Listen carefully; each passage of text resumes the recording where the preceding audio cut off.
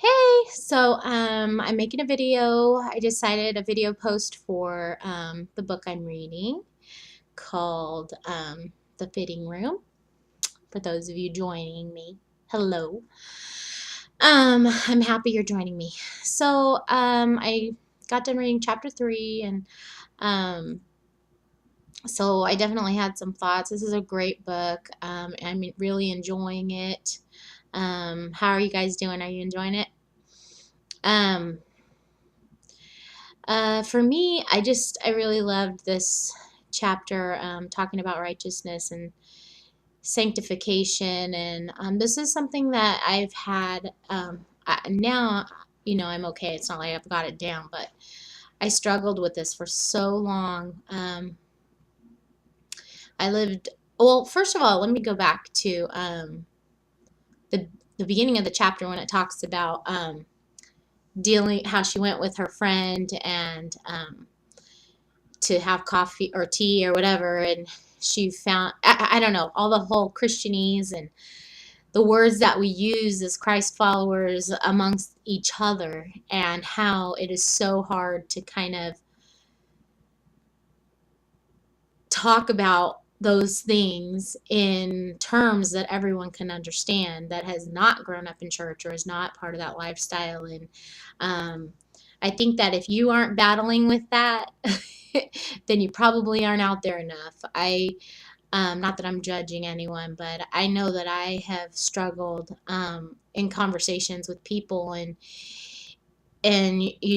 trying to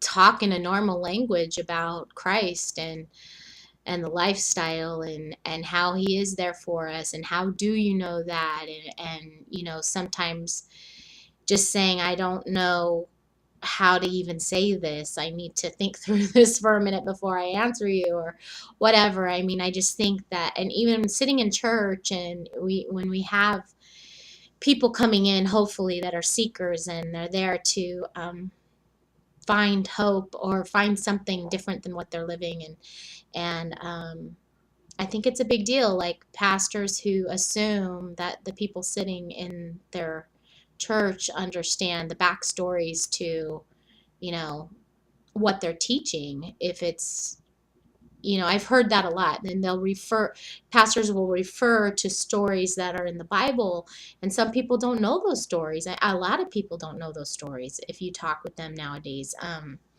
So I think it's interesting. It's an interesting thing she brings up in here. And just on a side note, I just think that that is something we should work through. And I know I struggle with it, and all those, that terminology, and it's like another language. So anyways, just a thought with that. But anyways, back to righteousness and sanctification, justified. Yeah, I meant justified if I said sanctification. But anyways, yeah, that's something I struggled with for a long time. I spent a lot of years not living a Christian lifestyle, uh, and coming back to God, coming back to, to living as a Christ follower was really difficult. I mean, just, I was raised legalistically too. And a lot of condemnation kind of comes with that, and judgment, people just being very judgmental, and really, I think I was my own worst enemy. And so it took me a lot of years to feel justified, and understanding that it's a gift, and it's freely given, and that it doesn't matter what I've done, it doesn't matter how I've lived, it doesn't matter, the choices, life-changing choices, whatever. None of that matters. None of that, it matters, but it doesn't reflect how much um, righteousness I receive, you know, or justification. I don't have to worry about that. It took so long to just get past that and realize it's funny too. It just keeps you right in the same place, I think, until you can move forward. You just stay in the same place because you just won't do anything because you don't feel like you're worthy to do it. You won't, I don't know. So for me, that's how it was. And it's just been such a freedom, and I've been so liberated, and just the freedom once I've realized that Jesus covered all of that for me, and he justifies me. I don't have to earn that, and I don't have to go erase everything that I've ever done, and I don't have to relive it, and I don't have to just let it hang on, so that, like, doing some kind of penance, that um, I can allow, or just know that Jesus has covered all of that when he died on the cross, and took all of that on, and we'll never earn that. And it's just very freeing. And I pray um, that that the people who struggle with those things get to that place, because it is so liberating, and it just frees you up to do what you're meant to do, what God has created you for. And you can have confidence in that and move on. It's really, really cool. But anyways, so I thought about that a lot as that chapter was unfolding. And let's see, the end of the chapter, let me think. By the way, I didn't watch the video yet. I'm going to watch it after I make this video, because I didn't want it to kind of affect whatever I say, how I felt. I just kind of wanted to talk to you guys and tell you how the chapter affected me before I listened to what they had to say, even though I love those videos so much and I'm looking forward to watching it. Um, but anyways, let me see here. Let me go back. My Kindle.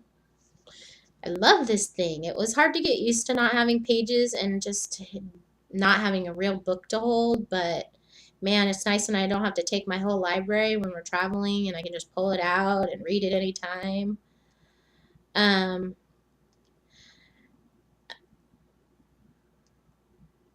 yeah, it just talks about the church community, and how, we get so caught up in focusing on others, and it kind of becomes judgmental. And um, how we spend so much time, because sometimes that's easier to be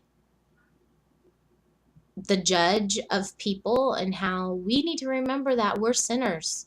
If it wasn't for, you know, and even saying that sounds negative, but I mean, we are no better than anyone else. And the only reason why we have favor, and we have love, and we have, I don't know, people can get on their high horse, and I just think that the only thing that sets us apart is Christ, and that is what it talks about. And it is his